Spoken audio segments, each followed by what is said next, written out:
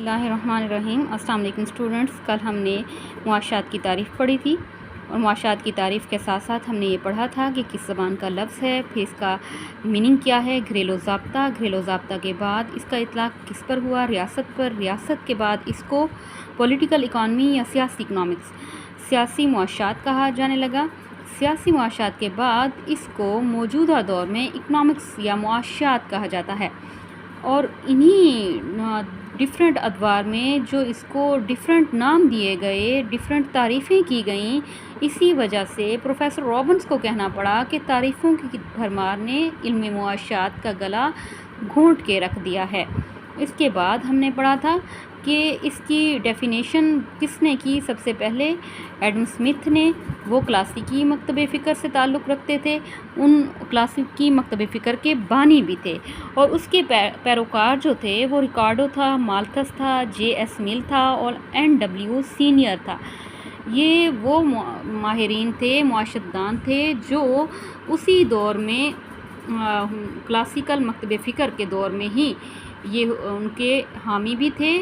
کس کے حامی تھے؟ ایڈم اسمتھ کے۔ جیسے وہ اس بات کو مانتے تھے کہ ایڈم اسمتھ نے چونکہ اس کو دولت کا علم قرار دیا ہے معاشرت کو، تو وہ بھی کہتے تھے کہ ہاں جی یہ دولت کا ہی علم ہے، ٹھیک ہے۔ اور ایڈم اسمتھ نے دولت کا علم کیسے قرار دیا؟ اس نے کہا کہ 4 چیزیں ہیں: پیدائش دولت ہے، صرف دولت ہے، تقسیم دولت ہے، تبادلہ دولت ہے۔ یہ چاروں چیزیں جو ہیں، ان چیزوں کا علم جو ہے وہ کہلاتا ہے معاشات۔ لیکن اس نے جو یہ تعریفیں کیں اس پر بہت سے لوگوں نے جو ہے اعتراضات بھی کیے۔ اعتراضات کس نے کیے وہ ہم پڑھتے ہیں کہ اعتراضات کس نے کیے۔ ایڈم اسمتھ کی تعریف پر اعتراضات جو تھے، کڑی تنقید جو تھی، وہ انہوں نے بھی کی۔ کن کن لوگوں نے کی؟ مشہور بہت سے لوگوں نے کی ہوگی، لیکن مشہور جو ہیں وہ ہیں کارلائل اور رسکن۔ کارلائل اور رسکن نے کیوں اس پہ تنقید کی؟ اس نے کہا کہ جی اس نے تو اس کو دولت کا علم قرار دے دیا ہے، دولت کا علم قرار دے دیا ہے، تو اس کا مطلب یہ ہے کہ یہ جو ہے خود غرضی سکھانے والا علم ہے، یہ لالچ کا علم ہے، یہ شیطانی علم ہے۔ ان 2 لوگوں نے تو بہت زیادہ کڑی تنقید کی، اور پھر اس کا جواب جو ہے، تنقید کا جواب بھی ایڈم اسمتھ کے پیروکاروں نے دیا۔ کس طرح دیا؟ اس نے کہا کہ دولت بذات خود بری چیز نہیں ہے۔ اگر دولت کو آپ اچھی چیزوں کے، اچھے کاموں کے لیے وقف کرتے ہیں، کوئی فلاحی کام کرتے ہیں، کوئی ہاسپٹل بناتے ہیں، کسی بیمار کی مدد کرتے ہیں، کوئی تعلیمی ادارہ بناتے ہیں، تو دولت بری چیز نہیں ہے۔ اور دولت ہے کیا؟ دولت محض روپیہ پیسہ نہیں ہوتا، روپیہ پیسہ نہیں، بلکہ وہ تمام چیزیں اس میں شامل ہیں جو کسی بھی آپ کی حاجت کو یا ضرورت کو پورا کرتی ہیں۔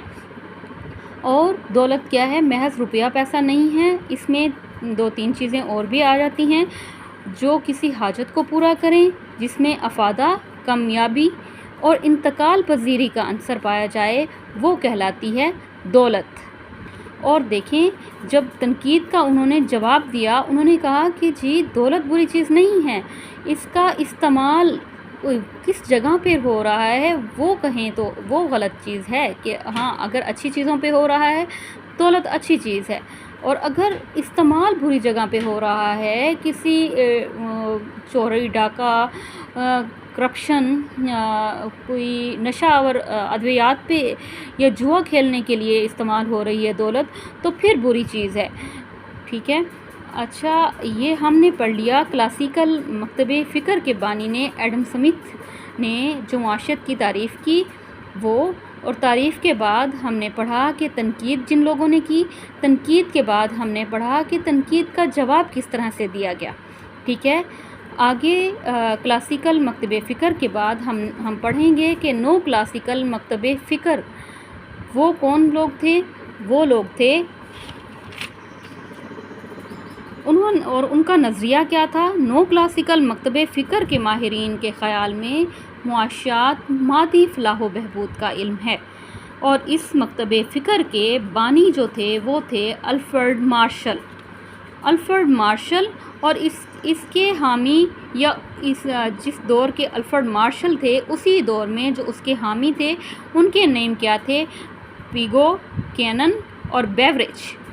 یہ جو لوگ تھے انہوں نے کہا کہ معاشیات مادی فلاح و بہبود کا علم ہے، اور اسی لیے ان ماہرین کو فلاحی معیشت دان بھی کہتے ہیں۔ ٹھیک ہے، فلاحی معیشت دان بھی کہتے ہیں یا نو کلاسیکی مکتب فکر والے لوگ بھی کہتے ہیں،